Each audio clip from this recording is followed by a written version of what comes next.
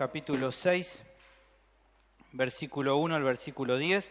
Seguimos avanzando en esta segunda carta y ya, gracias, estamos casi en la mitad y vamos a leer entonces el capítulo 6, versículo 1 al versículo 10. El título del sermón es La paradoja del servicio. Leemos juntos y luego mantenga su Biblia abierta en ese lugar porque así va siguiendo conmigo la lectura.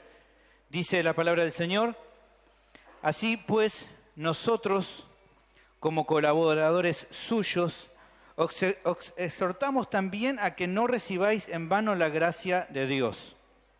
Porque dice: en tiempo aceptable te he oído, y en día de salvación te he socorrido. He aquí ahora el tiempo aceptable, he aquí ahora el día de salvación. No damos a nadie ninguna ocasión de tropiezo para que nuestro ministerio no sea vituperado.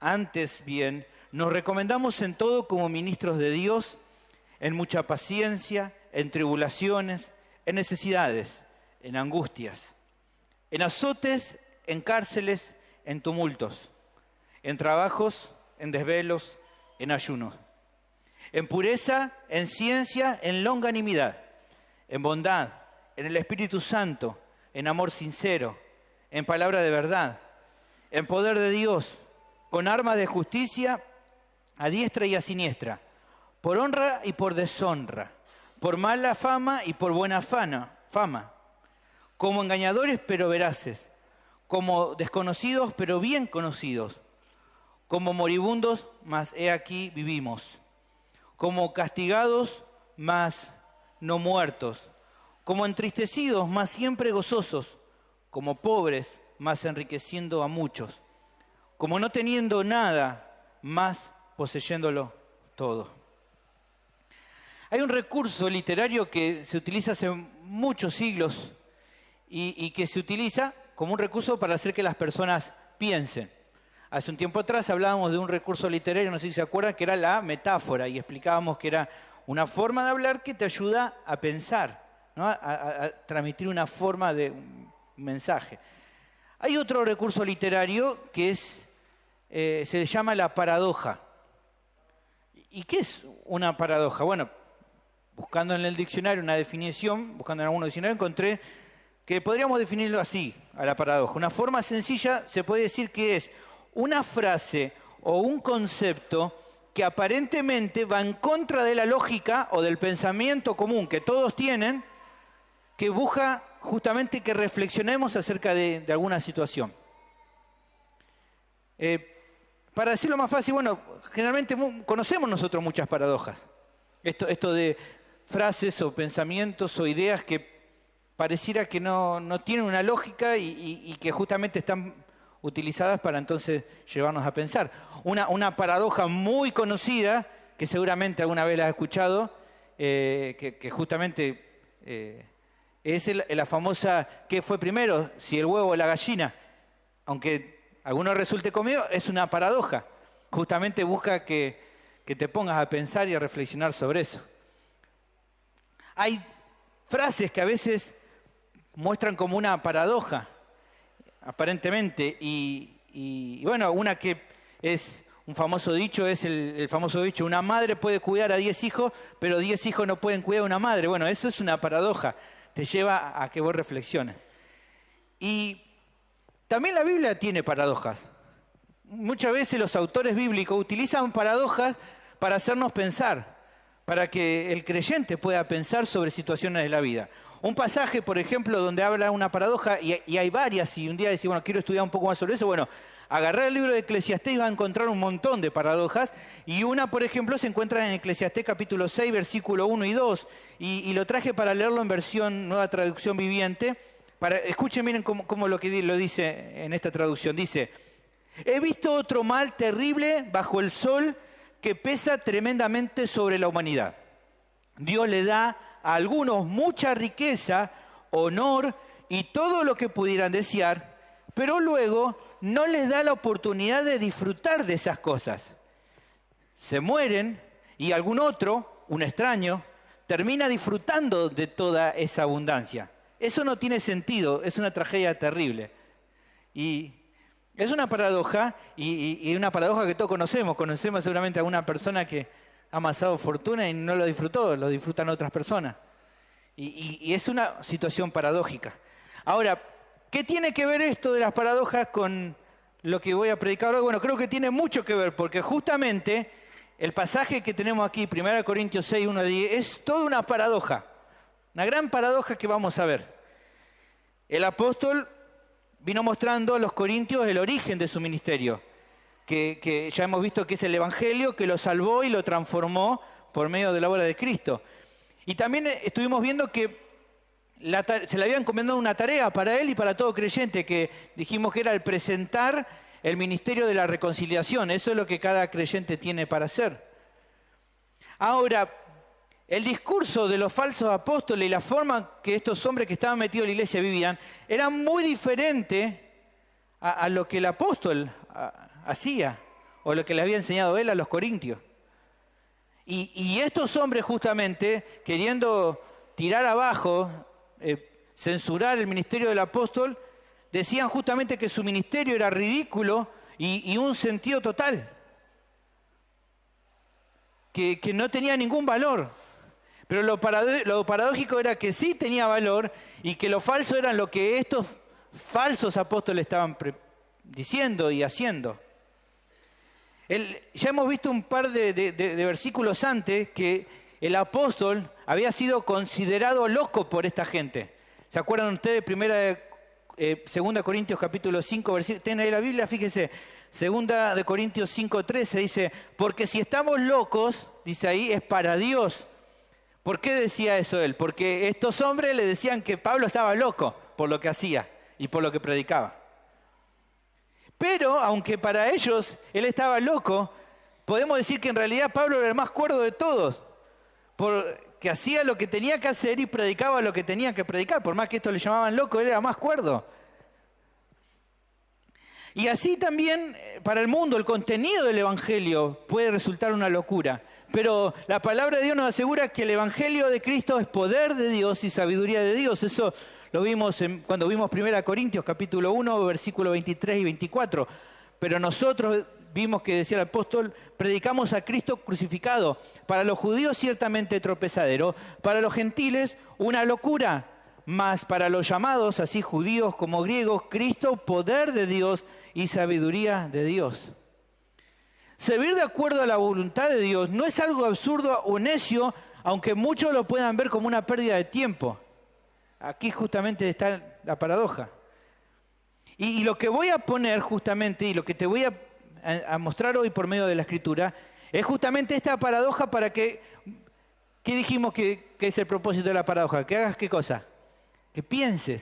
Bueno, la paradoja que vamos a ver hoy está puesta aquí para que vos puedas pensar y reflexionar sobre tu vida misma y sobre el verdadero propósito que tiene tu vida. ¿Cuál es el propósito de tu vida? Bueno, la paradoja aquí nos va a llevar a entender cuál es el propósito, cuál es la importancia de tu vida.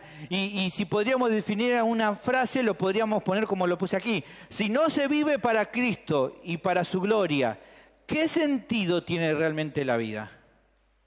Si no se vive para Cristo, si no vivís para glorificar a Él, ¿tiene algún sentido la vida entonces? Eso es lo que quiere explicarte hoy la paradoja que tenemos en este pasaje y que es justamente el tema del sermón de hoy. El servicio en la obra de Dios que el creyente realiza es paradójico. ¿Por qué? Bueno, el pasaje va a mostrar 3 razones que confirman de que hay una paradoja en este ministerio que cada uno de ustedes tienen y vamos a verlo juntos. ¿Qué te parece? Dice, primero, la primera razón es que el servicio del creyente es paradójico porque apunta a presentar un mensaje que valoriza la obra de Dios y no a Él mismo. El servicio del creyente es paradójico porque apunta a valorar a Dios y no a sí mismo. Eso lo vamos a ver versículo 1, versículo 2. El pasaje, si ustedes están ahí conmigo leyendo, empieza con una conexión con lo que antes decía. Dice ahora, así pues, nosotros como colaboradores suyos. Así pues, justamente busca y se utiliza para hablar de un resultado de lo que se acaba de expresar. ¿Y qué fue lo que se enseñó recién? ¿Qué fue que vimos anteriormente? ¿Ustedes se acuerdan? Capítulo 5, versículo 21. Que la obra de reconciliador entre Dios y los hombres se basa ¿en qué? En que los hombres han sido justificados por medio de Cristo. Eso lo vimos en el anterior sermón. Dios, ¿se acuerdan que vimos? Nos reconcilió a los hombres con Él por medio de Cristo. ¿Y qué vimos primero? ¿Cómo lo hizo? Por medio de entregar a Jesucristo como el sacrificio perfecto por nuestros pecados. ¿Y qué más vimos? Que en esta obra de justificación toda nuestra culpa fue cargada en el Hijo. Y la justicia perfecta del Hijo fue cargada a nuestra cuenta en ese glorioso intercambio que vimos en el anterior sermón, que fue hecho solamente por gracia. ¿Y cuál fue el resultado de esa obra maravillosa? Bueno, el versículo 20 nos dice cuál fue el resultado. Cada creyente, dice ahí, así que somos embajadores en nombre de Cristo. Ese es el resultado de la obra de reconciliación. Pero otro resultado, que es el que se menciona aquí ahora también en nuestro texto, no solo sos llamado embajador en nombre de Cristo, sino también sos llamado, dice ahí nuestro texto, un colaborador suyo.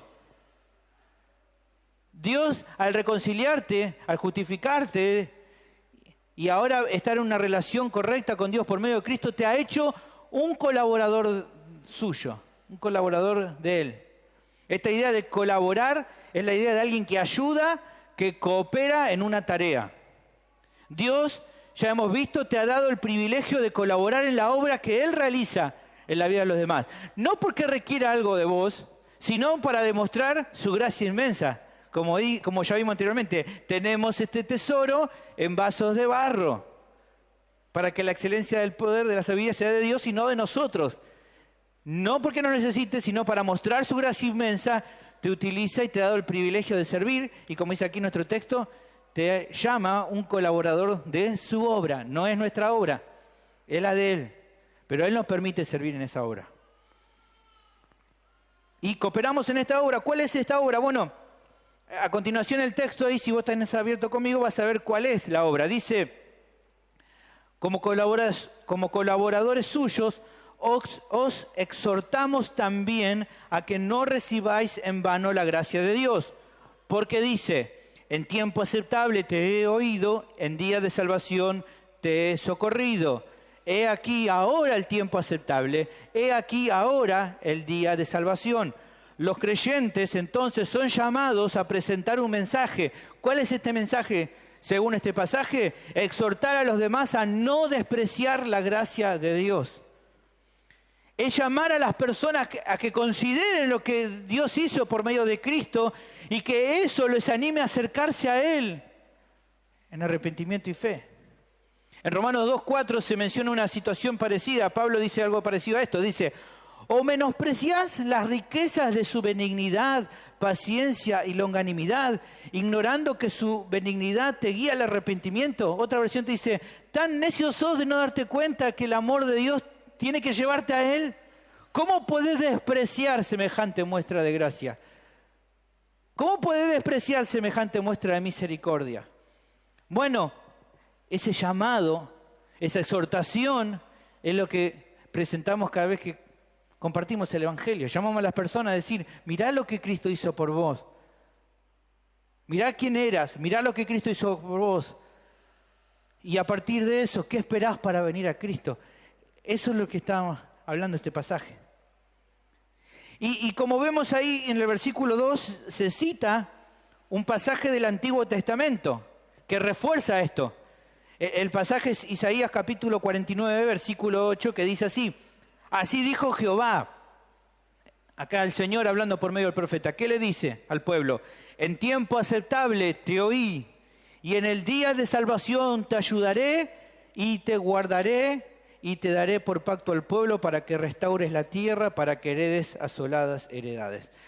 Dios mostró misericordia por el pueblo, oyendo el clamor de aquellos que estaban llorando, que estaban sufriendo por causa del juicio por su pecado. Y Dios dice, te oí, te escuché. ¿Y qué hace también? les promete ¿qué cosa? Te voy a salvar. Te voy a salvar. En el día de la salvación te voy a salvar.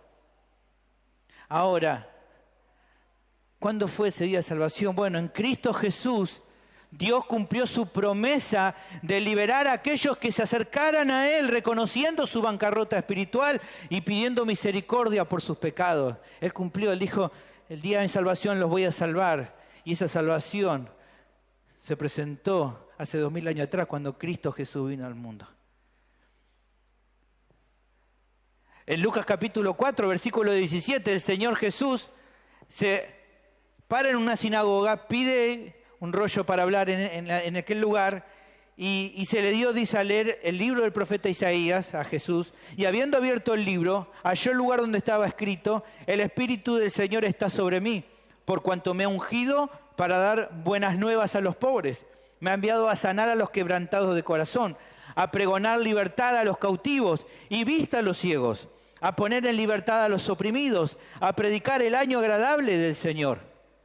Y dice, y enrollando el libro, Jesús se lo da al ministro, el que estaba a cargo de los rollos, y se sentó, y los ojos de todos en la sinagoga estaban fijos en él. ¿Y qué fue lo que dijo el Señor? ¿Qué fue lo que dijo Jesús? Hoy se ha cumplido esta escritura delante de vosotros. Hoy Dios cumplió.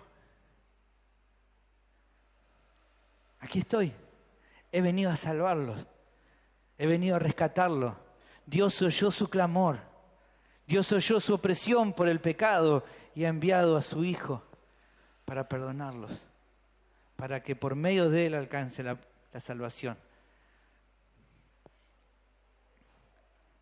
Por eso también nuestro texto aquí, en el versículo 2, al final, declara esto justamente el apóstol. He aquí ahora el tiempo aceptable. He aquí ahora el día de salvación. Dios mostró su gracia en enviar a su Hijo al mundo para que todo aquel que en Él cree no se pierda, sino que tenga vida eterna. Y este es el llamado que hacía Pablo y que hace cada creyente cuando predica el Evangelio. Hoy es el día que Dios le da al pecador para que se reconcilie con Él. Dios prometió y cumplió, envió a su Hijo. Ya todo está cumplido, ya Él hizo la obra que tenía que hacer. Ahora llama a los pecadores a que vengan a Él. Por eso es que hoy te llamo a vos que todavía estás lejos de Dios. Hoy puede ser el día más importante de tu vida. Si pones tu fe en Cristo Jesús y en lo que Él hizo en la cruz por tus pecados, si te arrepentís de todo corazón por lo que hiciste, la palabra de Dios te promete que recibirás el perdón de tus pecados y la vida eterna. Por eso te animo a que hoy vengas a Cristo. El mensaje entonces que los creyentes presentan expone la obra de Dios. ¿Qué es lo que apunta este mensaje? A valorar a ¿quién? A Dios, a su grandeza, a su poder, a su misericordia, a su gracia. Y en esto se encuentra la primera razón de por qué te digo que el ministerio del creyente es paradójico. ¿Por qué? Porque se anuncia por todas partes un mensaje que resalta a ¿quién? A Dios, a su obra y no a nosotros mismos. Cuando predicamos el Evangelio, le estamos diciendo al mundo, miren, pecadores, miren mundo, nosotros los creyentes no somos importantes, no somos los importantes. Pero hay alguien que vino a la tierra, de quien no somos dignos de desatar la correa de sus zapatos, que ha propiciado la obra de reconciliación con Dios. Lo mismo que expresó un día Juan el Bautista, ¿se acuerdan? Viene uno tras de mí, que no soy digno de desatar la correa de sus zapatos. Nosotros decimos tal vez algo parecido, no igual, decimos, ya vino aquel que no merecemos desatar la correa de sus zapatos. Él hizo la obra de salvación. Ese Dios que los seres humanos no pueden conocer por sus propias fuerzas, por su propio conocimiento, por sus propias obras, es el Dios que presentamos. Como dice en Hechos capítulo 17, este Dios no habita en templos humanos, ni es honrado por manos de hombres como si necesitase de algo, pues Él es quien da a todos vida, aliento y todas las cosas.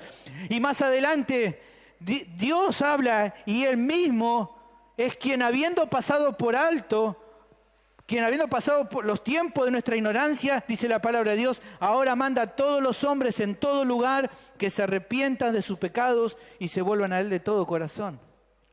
Este es el mensaje que estamos presentando, hablar sobre Dios, sobre lo que Él hizo.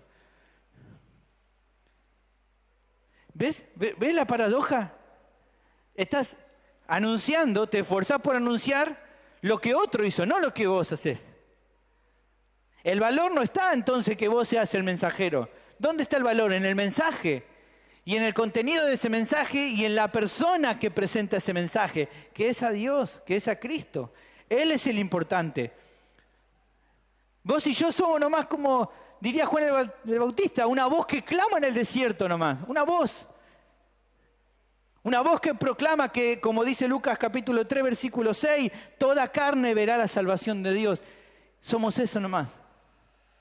No hay nada importante en nosotros, más allá del mensaje que podemos dar. Ahora, para el mundo en que vivimos, para el mundo en el que estamos, esto es absurdo. Dar tu vida para exaltar a Dios, para exaltar a otra persona que no sea vos mismo, es absurdo. ¿Por qué? Porque tenemos hoy una cultura que llama y que te anima a autoexaltarte a vos mismo.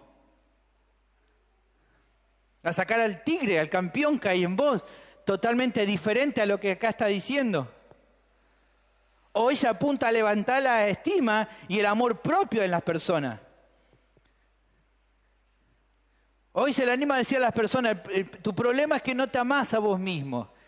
Cuando en realidad el problema es que nos amamos mucho a nosotros mismos.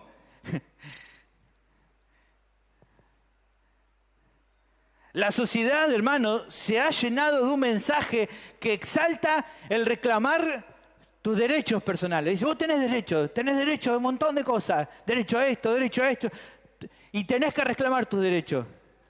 Merecés tus derechos. Pero el ministerio del creyente, el servicio del creyente, la vida del creyente es todo lo contrario. ¿Por qué? Porque él nunca busca exaltarse a sí mismo. Él se considera a sí mismo como ¿qué? Como un esclavo. Que cuando hace lo que tiene que hacer, se llama a sí mismo como un siervo inútil. Lucas capítulo 17, versículo 10 lo aclara. Dice, así también vosotros, cuando hayáis hecho todo lo que os ha sido ordenado, decid, qué capo que soy, qué bueno que soy, qué campeón, ¿no? ¿Qué dice? Siervos inútiles somos, pues lo que debíamos hacer, hicimos. Y la palabra ahí, siervos, es un poco tranquila. La palabra ahí es dulos. La palabra dulos es esclavos. Es más fuerte todavía. Es los más bajos. Esclavos. Esclavos de Cristo. Esclavos en su obra. Siguiéndole a Él. El creyente, aun cuando trabaja muy fuerte en la obra y sirve con todo su corazón, cuando termina su labor, él exclama, soy lo que soy por gracia de Dios. No merezco recibir gloria por lo que hice, porque no fui yo, sino la gracia de Dios conmigo, como dice 1 Corintios 15:10. Él no proclama, no se exalta a sí mismo. Un creyente también entiende que no se esfuerza por defender sus derechos personales. Él ya no tiene en cuenta sus derechos personales. ¿Por qué? Porque él murió a sus derechos. Él murió a sí mismo, porque ahora vive para Cristo. Como dice un pastor, el evangelio es la renuncia al yo, la renuncia a mis derechos. Dice Gálatas 2:20, con Cristo estoy juntamente crucificado. Ya no vivo yo, se acabaron mis derechos. Es Cristo en mí ahora. Y lo que ahora lo vivo en la carne, lo vivo en la fe del Hijo de Dios, el cual me amó y se entregó a sí mismo por mí. El evangelio es la muerte a creer, a defender tus derechos personales. Es negarte a vos mismo, es tomar tu cruz y seguir a Cristo y nada más. Mateo 16:24 dice, entonces Jesús dijo a sus discípulos, si alguno quiere venir en pos de mí, niéguese a sí mismo, tome su cruz y sígame. Como dijimos, la salvación es por gracia. Nosotros no pagamos nada, Cristo hizo por nosotros. Pero el seguir a Cristo te va a costar todo. Te va a costar tu vida misma. Y al mundo esto le puede sonar súper ilógico. ¿Qué sentido tiene? Al mundo le suena chocante esto. Para algunos esto es aberrante. ¿Cómo vas a decir eso?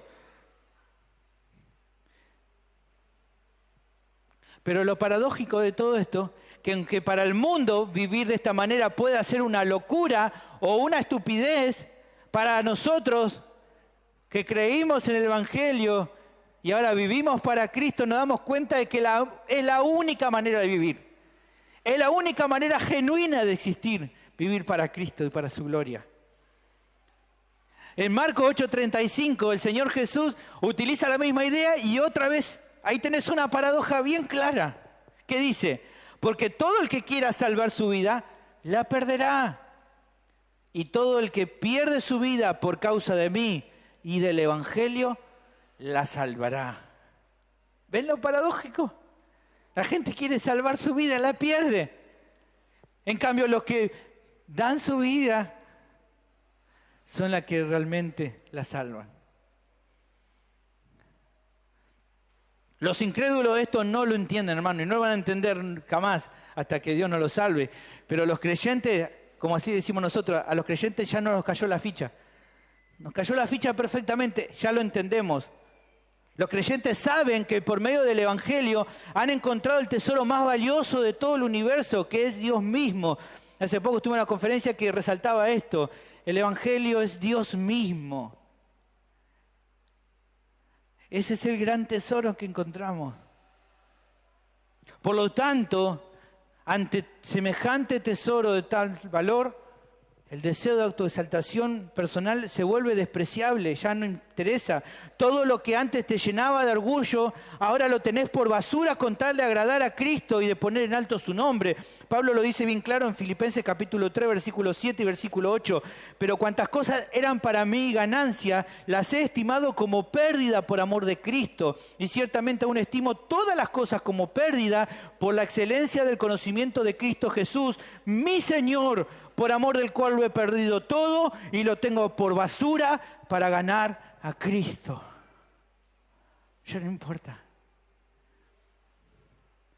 Mi pregunta es, ¿y cómo es en tu vida? ¿Cómo es? Tu corazón, ahí en tu corazón, ¿a quién o a qué estás queriendo exaltar?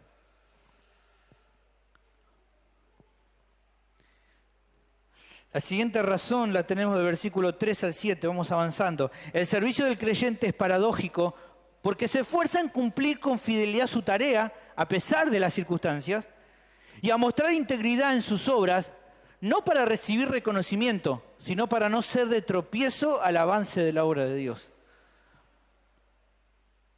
Nuevamente una paradoja. Y acá el pasaje prosigue con otra actitud que debe caracterizar al creyente. Dice, no damos a nadie en ninguna ocasión de tropiezo para que nuestro ministerio no sea vituperado. Antes bien, nos recomendamos en todo como ministros de Dios. Luego de mencionar el trabajo que él hacía y que cada creyente hace, el apóstol comenta la actitud que él procuró siempre tener en sus años de ministerio. No dar nunca motivo para que alguien por su culpa pudiera tropezar. ¿Y cuál era la razón? Bueno, que su ministerio no sea vituperado, o sea, que no sea desacreditado por causa de una mala actitud. ¿Y por qué se preocupaba todo el tiempo por eso? ¿Por qué se esforzaba en esto? Bueno, evidentemente no era por su propia reputación, sino ¿para qué? Para cuidar el testimonio de la obra de Dios. Para que nadie tenga nada que decir respecto a su ministerio y a la obra. O sea, en un sentido que nadie pueda decir nadie acerca de Dios. Porque no era la obra de él, sino la obra de Dios. Por eso, justamente, dice nuestro pasaje, él se recomendaba, o sea, su carta de presentación, en su currículo, como diría hoy, no figuraba a él como una estrella. No es que él buscaba tener el rol protagónico, sino sencillamente se definía, como dice ahí, un ministro o un siervo de Dios, nada más que eso. Y esta es la segunda razón, porque el ministerio entonces del creyente es paradójico, porque él se esfuerza por mostrar un ejemplo para los demás. Él procura no entrar en descrédito de nadie, que no sea vituperado, pero no lo hace para buscar alimentar su reputación propia. Él no busca eso, sino ¿qué cosa? Busca que Dios sea glorificado por los demás. Mateo 5:16, el Señor lo dejó bien claro. Utiliza una ilustración para decir exactamente lo mismo. Dice, así alumbre, dice Mateo 5:16, así alumbre, sígame ahí si quiere, dice, así alumbre vuestra luz delante de los hombres para que vean vuestras buenas obras y así los feliciten y los alaben porque son las mejores personas del mundo. No dice eso, ¿no? Que vean sus buenas obras para que entonces digan, qué capo que sos. No. ¿Qué dice nuestro pasaje? Y glorifiquen a vuestro Padre que está en los cielos. El propósito de mostrar buenas obras no es que la gente nos mire a nosotros, sino que glorifica a Dios. ¿Entienden? Como el Señor es lo más valioso para el creyente, Él procura en todas las cosas ser un representante digno de su obra. Y ahora nuestro pasaje, si volvemos a nuestro pasaje, vamos a ver dos maneras en las cuales el creyente se esfuerza. Aquí nos presentan dos maneras en las cuales el creyente busca mostrarse fiel en todo y no ser de tropiezo para nadie. La primera de esas maneras es por medio de un servicio fiel, aún en circunstancias duras. Lo primero que muestra entonces es actuar siempre con fidelidad. Es tener un testimonio que no sea de tropiezo para otro en el servicio fiel. Fíjense lo que dice acá, versículo 4. Antes bien os recomendamos en todo, como ministros de Dios, en mucha paciencia, en tribulaciones, en necesidades, en angustias, en azotes, en cárceles, en tumultos, en trabajos, en desvelos, en ayunos. La virtud con la que se arranca en este pasaje, versículo 4, y que se relaciona con todas las circunstancias que aparecen luego es, ¿cuál es la primera que aparece de virtud ahí? ¿Mucha qué? ¿Mucha qué? Paciencia. Esta palabra en el original, hupomone, expresa la idea de un corazón que se mantiene con esperanza, firme en cualquier tipo de circunstancia. Eso es paciencia. No es que la paciencia es una resignación triste, bueno, es lo que me tocó, ¿qué va a hacer? Este es el marido que me tocó, ¿qué va a hacer? No es así. No es así. Es un corazón que está en paz y que está en confianza porque considera que lo que vive está dentro del plan de Dios. Sos paciente, quiere decir esto, cuando reconoces que lo que te pasa en la vida es lo mejor que te puede pasar porque Dios planificó que así sea. Eso es actuar con paciencia. Pero paciencia también es una perseverancia mental, esperando un final perfecto, aunque lo que ahora te toque vivir pareciera que estuviera sin control. ¿Me entendés? Es en tu mente pensar de que, aunque ahora todo parece sin control, el final es un final feliz. Eso es paciencia. Ponele, yo no soy de mirar muchas películas de terror, suspenso, soy medio cobarde, reconozco, pero por ahí a los que les gusta mirar y son ¿no? así habituados de ver películas de suspenso, ¿qué es lo que pasa? Te sentás a ver, ¿no? Y va llevando adelante, ¿no? Y mientras se va desarrollando la película estás como asustado, ¿no? Algunos, el famoso, viste, que están mirando así, no querés mirar porque te da miedo y estás como tenso, bueno, y esperando a ver qué pasa y cuando llega al final decís, ¿no? Prendés la luz porque tenés miedo de irte a dormir, pero estás con paz porque terminó ese momento de tensión, ¿no? El desarrollo fue bastante miedo te dio, pero cuando llega al final, digo, bueno, llegó al final, ya está. Ahora, Imagínate que viste una película así de suspenso, de terror que te mantuvo tenso. Ahora, pasa un tiempo y la volvés a mirar esa película. ¿Qué pasa? ¿Te agarra el mismo...? No, ¿por qué no? Y porque ya conocés el final. ¿No? Es así. No te sentís tenso, no te sentís ansioso porque conocés el final de la historia. Bueno, algo así tendría que ser la paciencia en el corazón. ¿Por qué? Porque vos ya sabés cuál es el final de tu historia como creyente. ¿Cuál es el final de tu historia? Bueno, un final que es glorioso. Romanos capítulo 8, versículo 18, que dice: pues tengo por cierto que las aflicciones del tiempo presente no son comparables con la gloria venidera que en nosotros ha de manifestarse.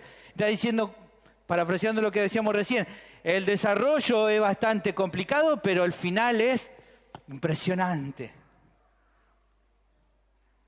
Aunque el desarrollo de la historia sea difícil, el recordar el final es que te ayuda a despejar tristeza. Todo el temor que puedas tener hoy por la situación que parece sin control se torna en tranquilidad, se torna en confianza. ¿Por qué? Porque ya sabes el final. Entonces estás tranquilo. Eso es paciencia. Nunca tenés que dejar de pensar en la gloria que te espera más allá de las nubes. Porque eso te va a dar ánimo para que sigas firme, con paciencia, en cada circunstancia que te toca vivir.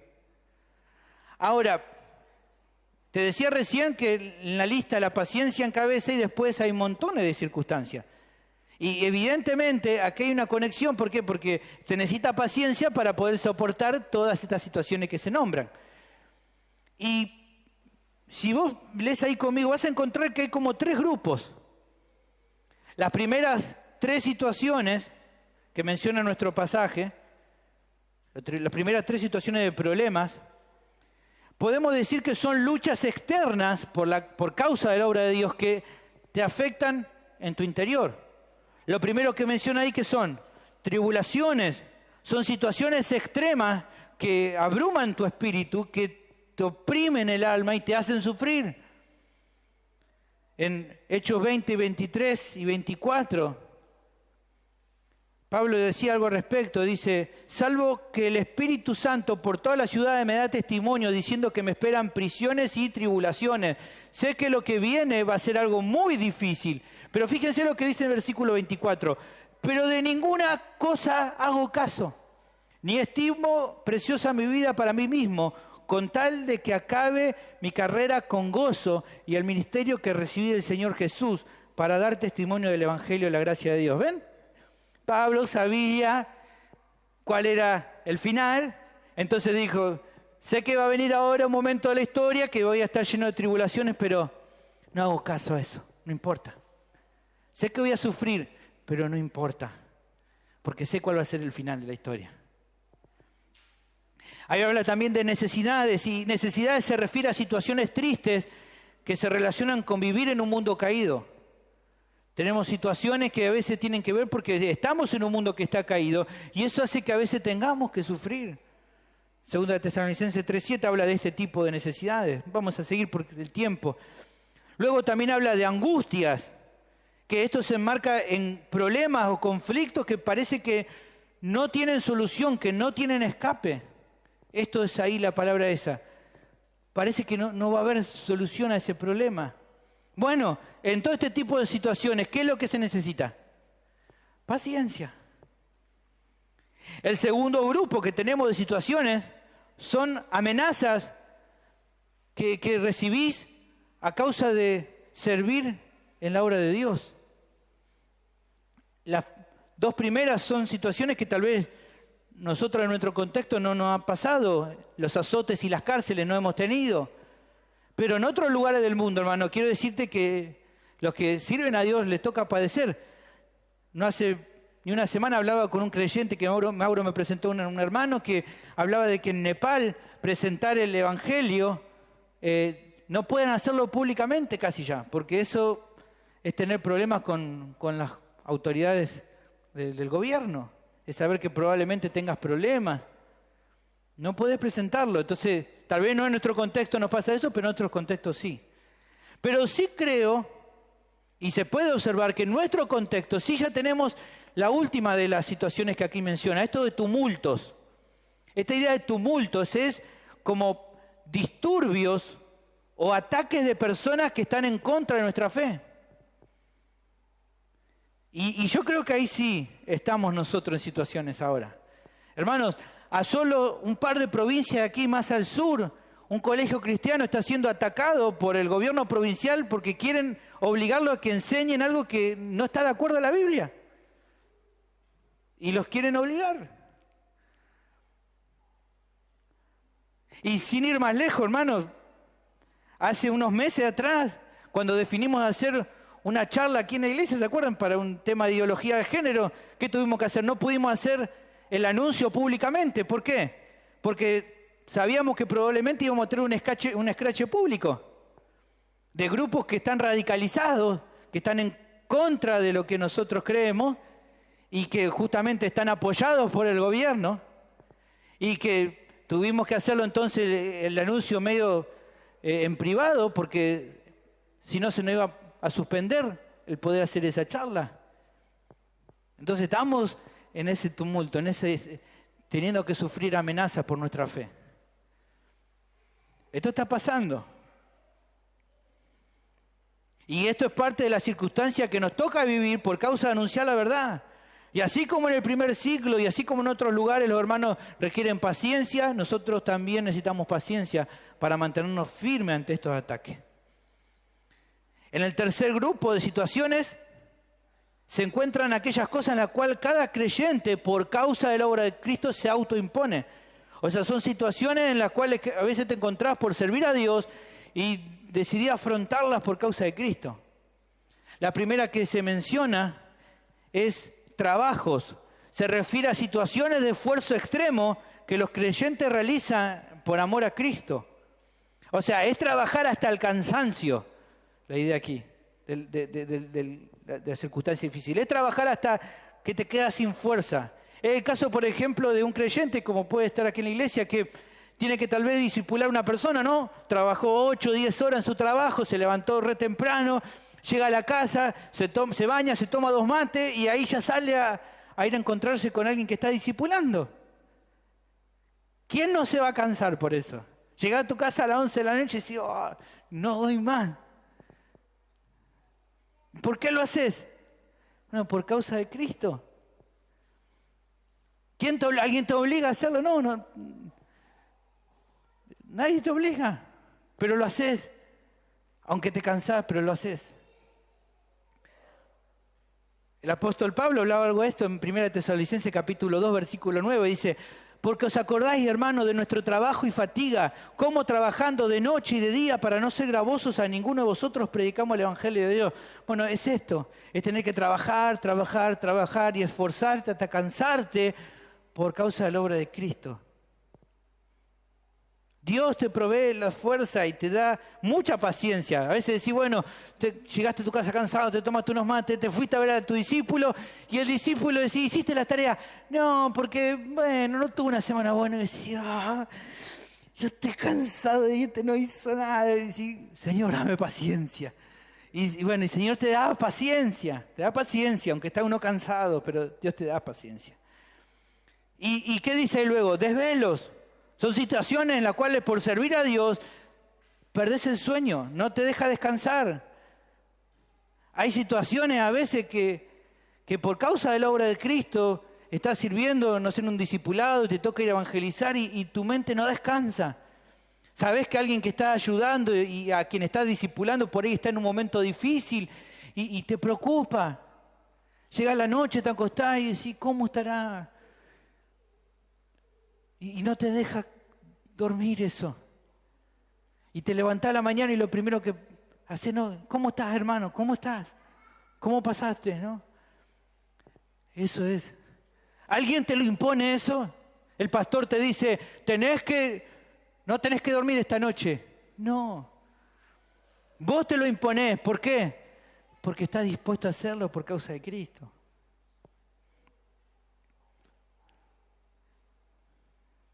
También, finalmente, hay otra situación, ayunos. ¿De a qué se está refiriendo acá en el contexto? No es los ayunos que hace una persona por una situación, sino a veces por causa de la obra de Cristo, a veces ni siquiera podés comer con tranquilidad. Te va a pasar más de una vez, está justo, no terminaste de orar y va y te llama. Hermano, ¿sabes qué quiero contarte? Tengo un problema, ¿puedes venir? Ay, tenés ahí el fideo en el tenedor y decís, ¿qué hago? Bueno, amor, guardame que después lo como. Ahora vengo, tengo que ver a este hermano. Ayuno. ¿Y te pasa? ¿Te pasa?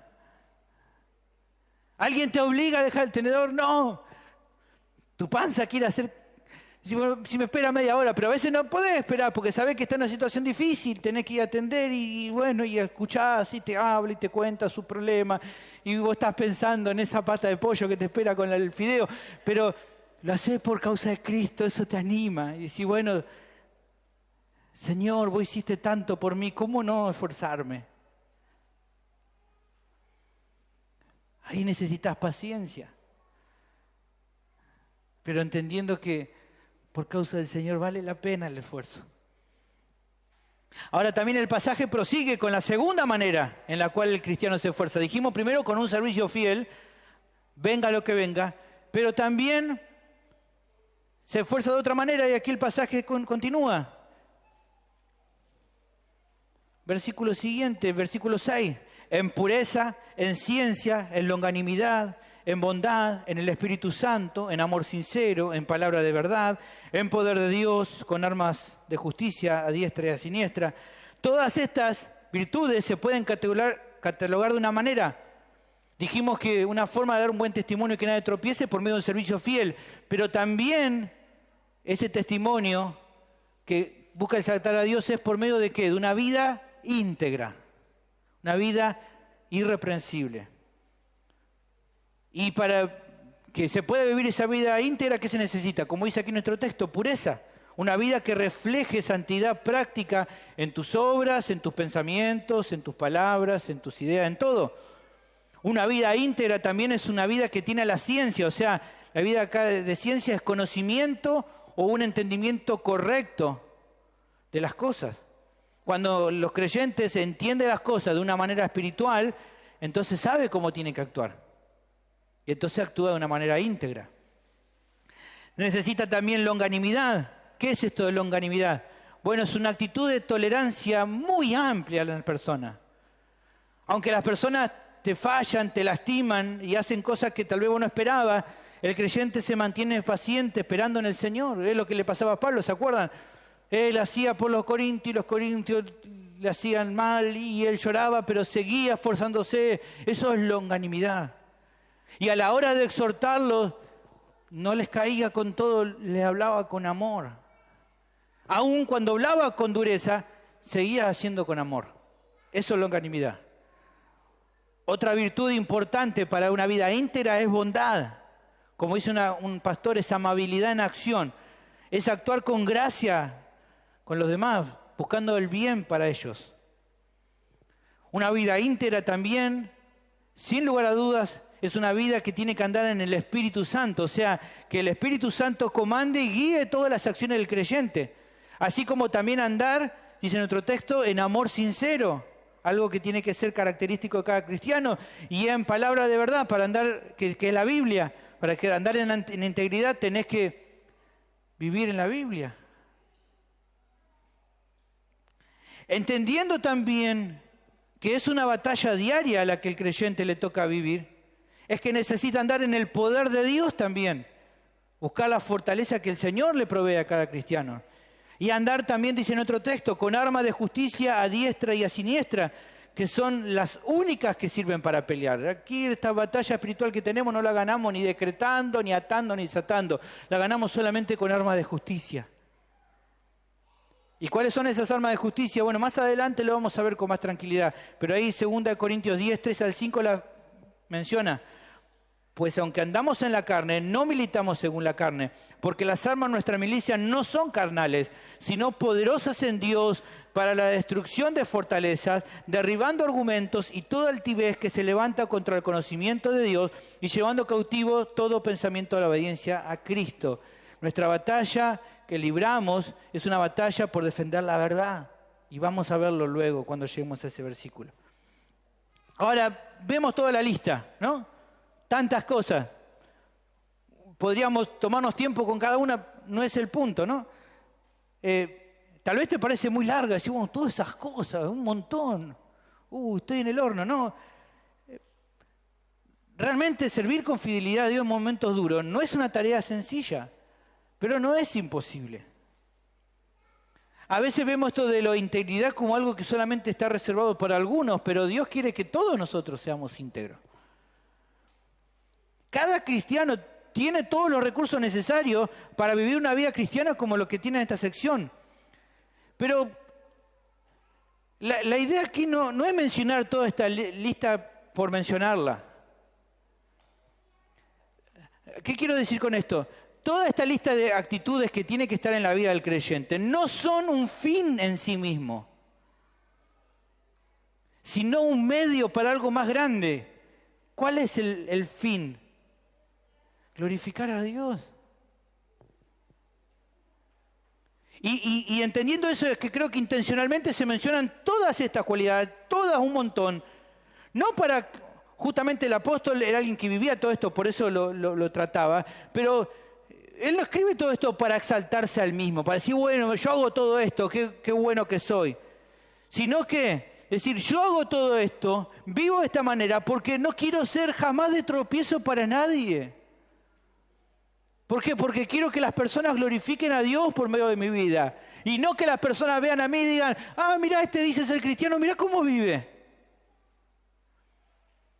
Mira, este es cristiano, mira cómo trata a la esposa. Mira, este cristiano, mira cómo maneja en la calle. Mira cómo habla. Mira de las cosas que se burla. Mira las cosas que mira. Mira cómo habla. Cuando las personas dicen eso, ¿quién es el que es deshonrado? El Señor. Por eso Pablo no quería hacer de tropiezo.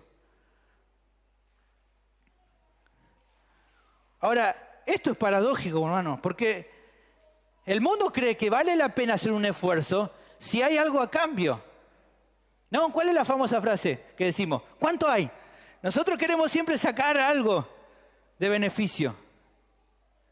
No, es decir, esto no te va a salir gratis, otra frase famosa. Porque nosotros siempre queremos obtener un beneficio de las cosas.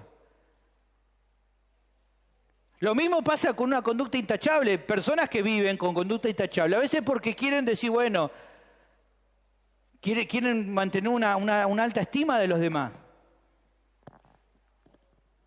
Por eso, en este caso, es paradójico. Dice, hacer todo eso para que otro sea glorificado, no puede ser esto así. Es ridículo. Y para el creyente, en realidad no hay nada loco en todo esto.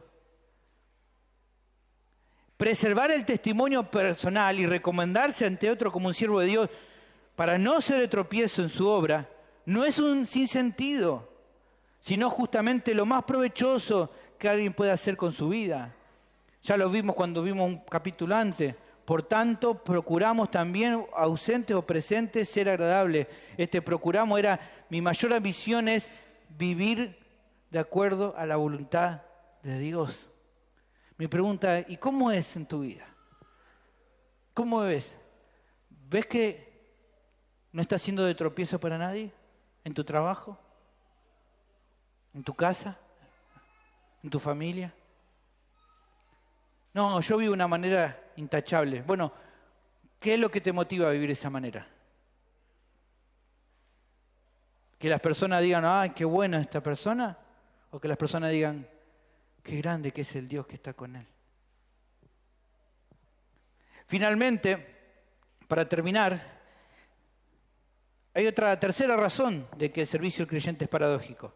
Es paradójico porque sabe que genera en las personas una relación de amor y odio y aún así está dispuesto a ser parte de la obra de Dios. Y ahora vamos a ver una serie de comparaciones. Es fabulosa esta comparación final. Hay una serie de comparaciones y fíjense lo que dice ahora. Por honra y por deshonra. Por mala fama y por buena fama. como engañadores, pero veraces, como desconocidos, pero bien conocidos, como moribundos, mas he aquí vivimos, como castigados, mas no muertos, como entristecidos, mas siempre gozosos, como pobres, mas enriqueciendo a muchos, como no teniendo nada, mas poseyéndolo todo. En esta ida y vuelta, como que una situación contrapone a la otra, ¿no? Un ping-pong pareciera. ¿Y qué significa todo esto? Bueno, esto que aparece aquí es lo que tu servicio para Dios va a producir en las personas. Para algunas personas, Pablo era un siervo fiel, para otros era un farsante. De hecho, hasta la misma opinión de las personas pueden cambiar durante el tiempo que vos les sirvas. Por un momento van a dar gracias a Dios por tu vida y en otro momento te van a despreciar y te van a maltratar.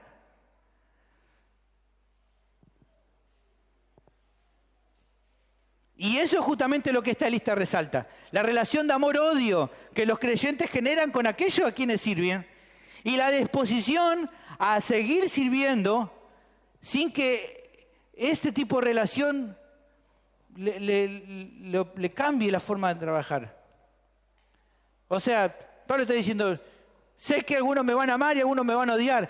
No importa, yo voy a seguir sirviendo igual, a todos por igual. A los que me amen y a los que no me amen tanto. Eso lo vemos y es tremendo. También vamos a llegar a ver ese pasaje, 2 Corintios 12:15. Fíjense lo que dice ahí. Es esto, lo mismo que está hablando acá, la misma paradoja. Dice, y yo con el mayor placer gastaré lo mismo, y aún yo mismo me gastaré del todo por amor de vuestras almas, aunque amándoos más, sea amado menos. ¿Ves? Me voy a gastar, voy a dar mi vida, los voy a amar más todavía, aunque ustedes me amen menos, no importa. ¿Ven que es una locura? Es la paradoja de servir al Señor. Y esa es la tercera razón de por qué el servicio del creyente es paradójico. Aunque sabe que algunos lo van a amar y otros lo van a despreciar, él persiste en servir con la misma dedicación y esfuerzo por amor a Cristo, sin depender de las reacciones de los demás. A veces vas a ser honrado por algunos y otros te van a deshonrar, como dice en otro texto. Algunos te harán mala fama y otros van a dar buena fama acerca de vos.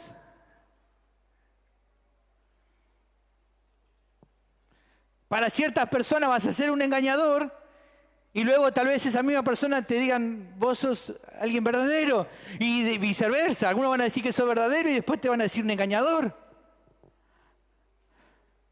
Los que en algún momento te conocen, luego te van a decir, no te conozco más, no sé quién es.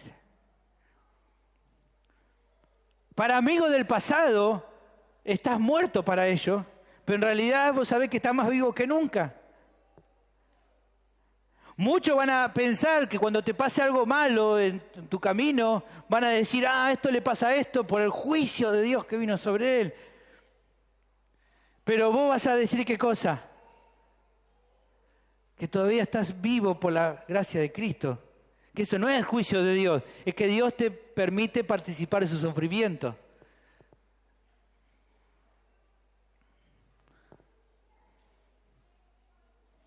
Vas a ver a personas que te van a recriminar que tu vida dedicada al Señor es eso tanto del Evangelio. Qué vida triste que tenés. Qué vida miserable, qué vida tan triste. Pero ellos no saben de que el día que conociste al Señor, todos tus días son pleno gozo y gozo de estar con Él. Como dice ahí el pasaje, en más de una ocasión alguien te va a decir de frente, qué pobre tipo que sos. Porque diste tu vida por causa del Evangelio.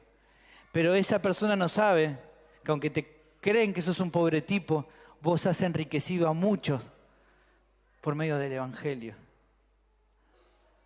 Es una paradoja. Finalmente, serán muchas las ocasiones cuando para muchos tu vida ha sido un fracaso por despreciar los placeres de este mundo. Por causa de decidir seguir a Cristo, muchos te van a decir, perdiste todo lo que la vida te podía dar. Pero en realidad ellos no saben que seguir a Cristo es la muestra de qué en realidad, que lo posees todo.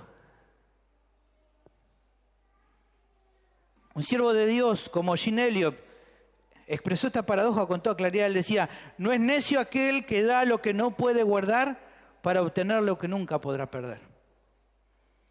Y esta es la paradoja de la vida del creyente, que vivir una vida que para otros puede ser un fracaso, no quita la realidad de que en verdad seguir a Cristo es la decisión más exitosa que pudiste tomar en la vida.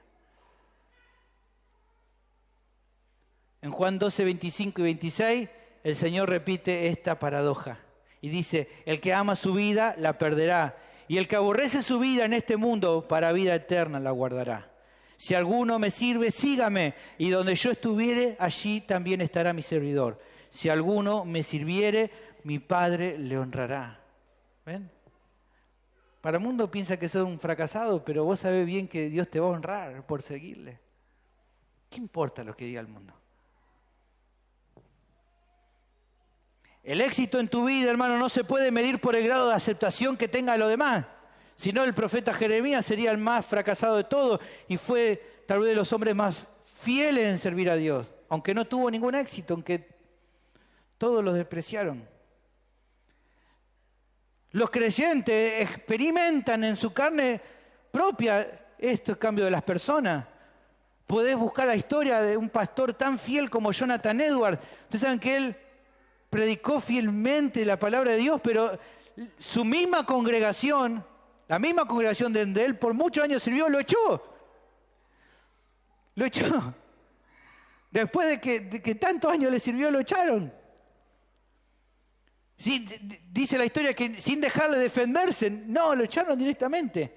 Ahora, este hombre dice, bueno, ya está, esto del evangelio me voy y no sirvo más. No, se fue, pero siguió sirviendo al Señor en otro lugar.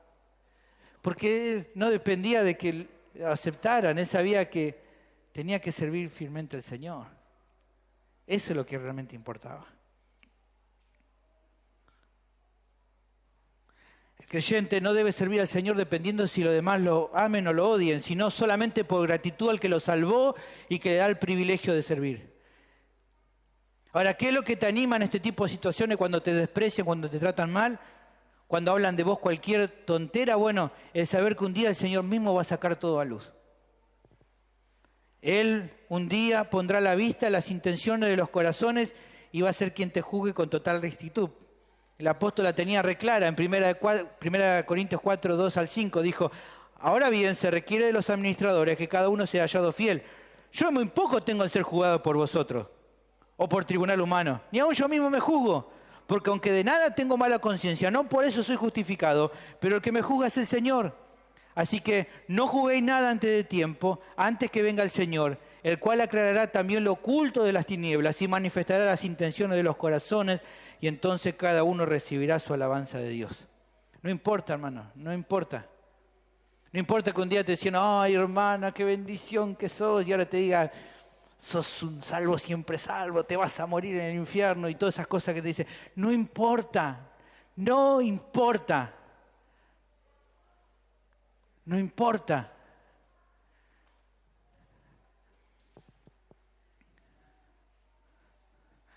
Y hay algo más para terminar, hermanos. Vivir este tipo de experiencia es lo más precioso que puede pasar. ¿Sabes por qué? Porque cuando te toca vivir este tipo de experiencia te pareces a Cristo. ¿Sabías? Te pareces a Cristo. Fue Cristo quien un día caminó entrando en Jerusalén y la gente le tiraba hojas de palmera en su camino y le decía, Hosana, el que viene. Esa misma persona, un par de días después, estaban pidiendo que lo crucifiquen. Por lo tanto, el Señor sabe lo que vive. Sabe lo que es la traición, sabe lo que es el desprecio de los que tal vez antes te trataban bien. Por eso te pareces a Cristo en ese momento. Mi pregunta es, ¿le das gracias a Dios porque Él te permite pasar esto? ¿Le das gracias a Dios por esta paradoja hermosa? Oremos.